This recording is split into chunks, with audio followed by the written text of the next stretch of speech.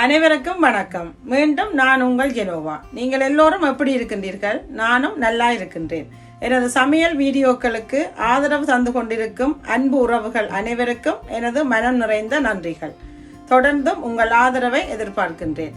இன்று நான் உங்களுக்காக ஒரு புதிய சமையலோடு வந்திருக்கின்றேன். அதுதான் சீஸ்கேக் எப்படி செய்வதென்று செய்து காட்டப் போகின்றேன். இது எனக்கு ஃபோன் பண்ணி 2-3 பேர் கேட்டவர்கள் சீஸ்கேக் செய்து காட்ட சொல்லி, அதனால தான் நான் இதை சீஸ்கேக் செய்வோம்னு வந்திருக்கிறேன். இப்போ அதற்கு தேவையான பொருட்களை பார்க்க, நான் சீஸ்கேக் செய்கிறதுக்காக இதில் 500 கிராம் பிஸ்கட் எடுத்து வச்சிருக்கிறேன். இந்த பிஸ்கட்டை உருத்தி போட்டு பிரட்டுறதுக்காக இதில் 120 கிராம் பட்டர் எடுத்து வச்சிருக்கிறேன். இந்த பட்டரை நீங்கள் ஃப்ரிட்ஜுக்கால எடுத்த உடனே எடுக்கக்கூடாது. கொஞ்ச நேரம் நீங்கள் செய்கிறதுக்கு முதல் வெளியில் கொஞ்சம் நேரம் வச்சுருக்கணும். அப்போ தான் கொஞ்சம் இலக்கமாக இருக்கும். இல்லைன்னா நீங்கள் கணக்க பட்டர் போட வேண்டி வரும். இப்படி நீங்கள் கொஞ்சம் மேலியாவை எடுத்து வச்சுட்டு போட்டிங்களேன்னு சொன்னால் உங்களுக்கு கொஞ்சம் பட்டர்லேயே காணமாக இருக்கும். அடுத்தது இதில் தயிர் 250 கிராம் எடுத்து வச்சுருக்கிறேன். மற்றது இந்த டபுள் க்ரீம் நான் இப்படி ஒன்று வேண்டினான். இது 284 ml. மற்றது இந்த சாஃப்டான சீஸ் எடுத்து வச்சுருக்கிறேன் 250 கிராம். இது ஒன்று 125 கிராம். அப்போ 2 நான் எடுத்து வச்சுக்கிறேன். மொத்தமாக 250 கிராம். மற்றது இங்கே 2 ஜெலி பேக்கெட் எடுத்து வச்சுக்கிறேன். இது பைனாப்பிள் ஜெலி, அன்னாசி பழ ஜெலி எடுத்து வச்சுக்கிறேன். இது 135 கிராம் ஒன்றில் இருக்குது. அப்போ நான் 2 இந்த அன்னாசி பழ ஜெலி எடுத்து வச்சுக்கிறேன். அதே மாதிரி இங்கே ஸ்ட்ராபெரி ஜெலியும் 135 கிராம் தான் 2 ஜெலி பேக்கெட் எடுத்து வச்சுருக்கிறேன். மற்றது இதுக்கு வாசத்துக்கு விடுறதுக்காக வெனிலா ஒரு 2 தேக்கரண்டி நாங்கள் விட போகிறோம். மற்றது இது அலங்காரத்துக்கு ஸ்ட்ராபெரி கழுவி எடுத்து சுத்தம் செய்து வச்சுருக்கிறேன். மற்றது இது இனிப்பும் உங்களுக்கு உங்களோட டேஸ்ட்டுக்கு ஏற்ற மாதிரி. ஏன்னா இதில் இந்த பைனாப்பிள் ஜெலியை நாங்கள் உள்ளுக்க போட போகிறோம். அப்போ அதெல்லாம் போட்டதுக்கு பிறகு உங்களுக்கு தேவையான அளவு நீங்கள் சீனி போடலாம். சீனி நீங்கள் பவுடர் சீனி போட்டிங்களா தான் இன்னும் நல்லா இருக்கும். இது நான் பவுடர் சீனி எடுத்து வச்சுருக்கிறேன். இதில் தேவையான அளவு போட போகிறோம். இப்போ இந்த பிஸ்கட்டையும் இந்த பட்டரையும் நான் ஆல்ரெடி மிக்ஸ் பண்ணித்தான் நான் இங்கே இந்த கலவையை எடுத்து வச்சுருக்கிறேன். இப்போ இவ்வளவு தான் இது செய்கிறதுக்கு தேவையான பொருட்கள். இப்போ நாங்கள் இதை எப்படி செய்வோம்னு பார்ப்போம். இந்த சீஸ் கேக்கு நாங்கள் அடுப்பில் ஒன்றுமே நாங்கள் குக் பண்ண போகிறது இல்லை. அடுப்பு வேலை ஒன்றுமே இல்லை. தனியாக ஃப்ரிட்ஜில் வச்சு தான் நாங்கள் இதை எடுக்க போகிறோம். இது மிகவும் சுவையாக இருக்கும். நாங்கள் இதை எப்படி மிகவும் விரைவாக செய்கிறதுன்னு சொல்லி நாங்கள் பார்ப்போம். இப்போ நாங்கள் முதல்ல இந்த சீஸ் கேக் செய்கிறதுக்கு நாங்கள் இந்த பைனாப்பிள் ஜெலியை உடைச்சி இதை நாங்கள் கொஞ்சம் சுடு தண்ணியில் கரைச்சி வைக்க போகிறோம். இப்படி தான் இதுக்குள்ளே இருக்கும். சில இடத்துல பவுடராகவும் இருக்கும். நீங்கள் எப்படி இருக்கோ அப்படி வேண்டி செய்யலாம்.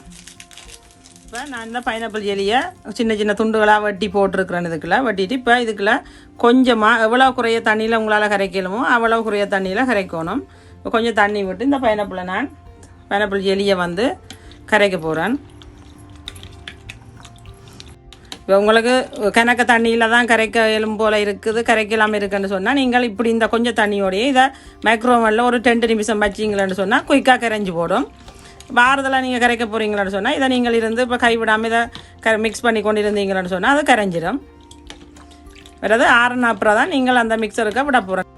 இப்போ இந்த ஜெலியை கொஞ்சம் கரைச்சிட்டோம். இன்னும் கொஞ்சம் கரையே இருக்குது. அதுக்குள்ள நாங்கள் மிச்ச வேலையை பார்ப்போம். இது கரைஞ்சி போடும். இப்போ இந்த பிஸ்கெட்டை நாங்கள் உடைச்சி இந்த பட்டரோட மிக்ஸ் பண்ண போகிறேன். பார்த்தீங்கன்னா இதை இப்படி நீங்கள் நல்லா கையால் உருத்தணும். நான் உங்களுக்கு ஃபுல்லாக அப்படியே காட்டையில் உங்களுக்கு கொஞ்சம் பிஸ்கெட் எடுத்து நான் காட்டுறேன். இதை நல்லா நீங்கள் வினைக்கெல்லாம் நீங்கள் இதே கையால் உருத்துவான் மிக்சியில் போட்டு அடித்தா பவுடராக போயிருந்தானேன்னா அது நல்லா இருக்காது. இப்படி இருந்தால் தான் அது உங்களுக்கு அந்த சீஸ் கேக்கோட சாப்பிடக்க அது நல்லா இருக்கும். இப்படி நீங்கள் ஒரு கட்டியும் இல்லாமலுக்கு கையால் நல்லா உருத்தி போட்டு இப்போ உருத்திட்டு இந்த பட்டரை ஒரே தான் நீங்கள் போடக்கூடாது. சில வேளை இந்த இவ்வளவு பட்டரும் தேவை இருக்காது. அப்போ நீங்கள் கொஞ்சம் கொஞ்சமாக இதுக்குள்ளே போட்டு இந்த பட்டரை எல்லா பிஸ்கெட்டையும் இதே மாதிரி எல்லாத்தையும் இதுக்குள்ளே போட்டு மிக்ஸ் பண்ணி நீங்கள் இப்படி கொஞ்சம் கொஞ்சமாக உருத்தி எடுக்கணும். அந்த கலவையைத்தான் நான் கலந்து வச்சிருக்கிறேன். அதை நான் உங்களுக்கு காட்டாதபடியாத்தான் இதை நான் செப்பரேட்டா செய்து காட்டுறேன். இது அந்த குலைவா இருக்கக்கூடாது, கொஞ்சம் உருந்த மாதிரி தான் இருக்கணும். நீங்க தான் அந்த ரேயில போடைக்குள்ள வடிவா அமர்த்தி அந்த ரேயில நீங்கள் போடணும். அப்பதான் உங்களை சாப்பிடைக்க அது நல்லா உருந்து வர மாதிரி இருக்கும், நல்லா இருக்கும்.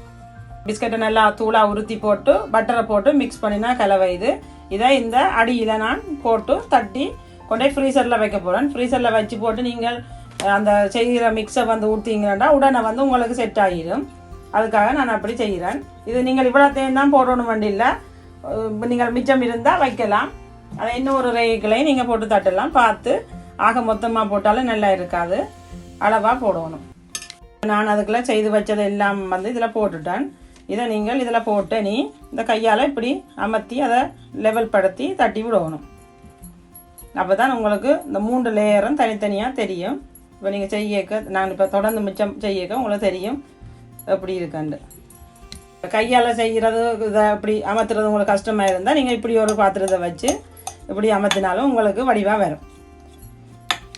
இப்போ நான் இந்த பிஸ்கெட்டும் பட்டரும் கலந்த கலவையை வந்து இதில் எல்லாம் போட்டு வடிவாக சமப்படுத்தி தட்டிட்டேன். இதை கொண்டு போய் நான் அந்த மிக்சர் கலவையை நான் அடுத்த மெட்ட கலவையை கலக்கு மட்டும் இதை ஃப்ரீசரில் ஒரு 5 நிமிஷம் நான் இதை வைக்க போகிறேன். இப்போ இப்படி ஒரு பாத்திரம் ஒன்று எடுத்துட்டு இதுக்குள்ளே இந்த டபுள் க்ரீமை வந்து நான் விட்டு ஒரு காடிக்க போகிறேன்.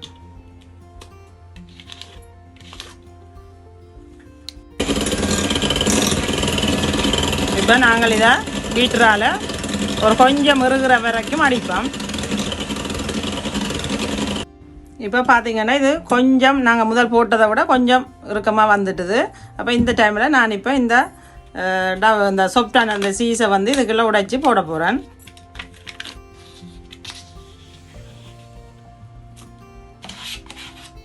மற்றதையும் எடுத்து போட போகிறேன்.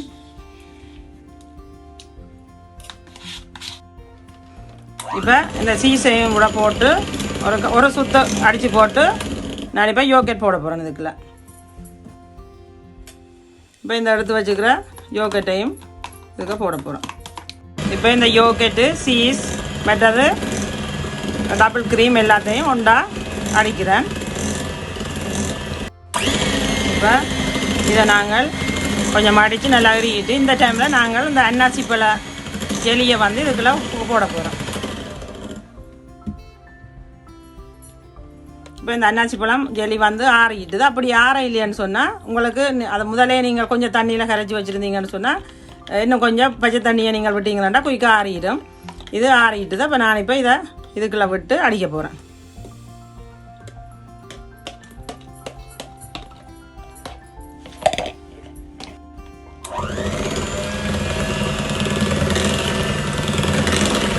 இப்போ இந்த அன்னாசி பழ கலவையையும் விட்டு ஜெலியையும் விட்டு நான் அடிக்கிறேன். இதெல்லாம் அடித்த அப்புறம் தான் நீங்கள் இனிப்பு பார்க்கணும் காணுமோண்டு.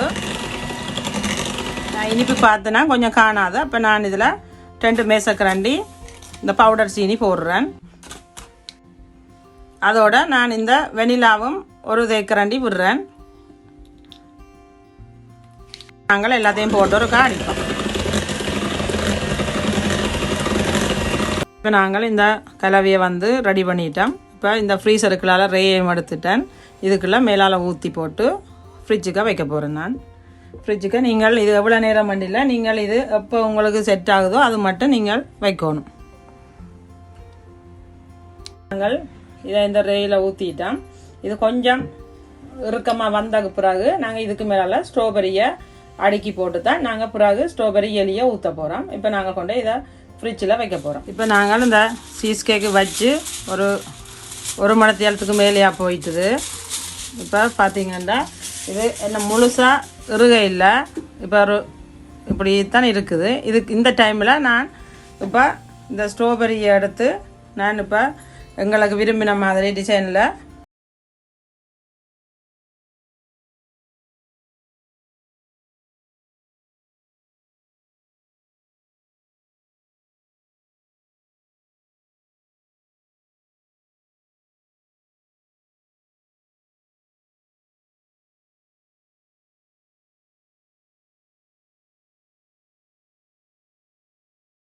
நான் ஸ்ட்ராபெரி எல்லாத்தையும் நான் எனக்கு விருப்பமான டிசைனில் சும்மா அடுக்கி இருக்கிறேன். நீங்கள் இதை விட வடிவாக டிசைன் பண்ணி இதை அடுக்கி போட்டு இந்த டைமில் அடுக்கினது என்னென்னு சொன்னால், ஆனால் நீங்கள் அடுக்க கவனிக்கணும். நீங்கள் போட்ட மாதிரியே விட்டுருவோணும், திரும்ப எடுக்கக்கூடாது. எடுத்தீங்கன்னு சொன்னால் அது வடிவில்லாமல் போயிடும். அப்போ நீங்கள் முதலே எப்படி டிசைன் பண்ண போகிறீங்களான்னு யோசித்து போட்டு தான் நீங்கள் அந்த ஸ்ட்ராபெரியை அடுக்கி வைக்கணும். வச்சதுக்கு பிறகு திரும்ப நாங்கள் ஃப்ரிட்ஜில் கொண்டே வைக்க போகிறோம். இது நல்லா ரீனா பிறகு தான் நான் இதுக்கு மேலே அந்த ஸ்ட்ராபெரி ஜெல்லியை கரைச்சி ஊற்ற போகிறேன். இப்போ நாங்கள் இதை மூடி திரும்ப ஃப்ரிட்ஜில் வைக்க போகிறோம். நான் இப்போ நாங்கள் இந்த ஸ்ட்ராபெரி ஜெல்லியை வந்து கரைச்சி ரெடி பண்ணுவோம். அங்கே வந்து நாங்கள் ஸ்ட்ராபெரி அடிக்கினது அந்த ரெயில் சீஸ் கேக்கு மேலால் அடிக்கின ஸ்ட்ராபெரி அடிக்கினது இப்போ செட் ஆகியிருக்கும். இப்போ நாங்கள் ஒரு 1 ஹவரால் இப்போ இந்த ஜெல்லியை கரைக்க போகிறேன். 1 ஹவர் ஆகிட்டு நாங்கள் ஸ்ட்ராபெரி போட்டு வச்சு இப்போ நான் இந்த ஸ்ட்ராபெரி ஜெல்லியை கரைக்க போகிறேன். இதுக்குள்ளே போட்டுட்டேன். இப்போ இதுக்குள்ளே கொஞ்சமாக சுடு தண்ணி விட்டு தான் நான் கரைக்க போகிறேன். வெள்ளை இது கரைச்ச மாதிரி தான் அந்த மேலால் ஊற்றுற அளவுக்கு தான் இது கரைக்க போகிறேன். இப்போ பார்த்தீங்கன்னா இந்த ஸ்ட்ராபெரி ஜெல்லி வந்து நல்லா கரைச்சிட்டோம். இப்போ இது கொஞ்சமாக இருக்குது, மற்றது சூடாகவும் இருக்குது. அப்போ நான் குயிக்காக மேலால் விடணுமென்றதுக்காக நான் வந்து இப்போ கொஞ்சம் பச்சை தண்ணியை குளிர் தண்ணியை வந்து விட போகிறேன். இப்போ அந்த ரேயில் ஊற்றுறதுக்கு அளவானது. இப்போ இது விட்டால் தான் கணக்காக இருக்கும். நல்லா ஆறி ரூம் டெம்பரேச்சருக்கு வந்த அப்புறம் தான் நீங்கள் இதை வந்து அந்த ஜெல்லிக்கு அந்த நீங்கள் செய்து வச்ச சீஸ் கேக்குக்கு மேலால் ஊற்றணும். இப்போ இன்னும் கொஞ்சம் சூடாக இருக்குது. இது ஆறின அப்புறம் தான் நான் மேலால் ஊற்ற போகிறேன்.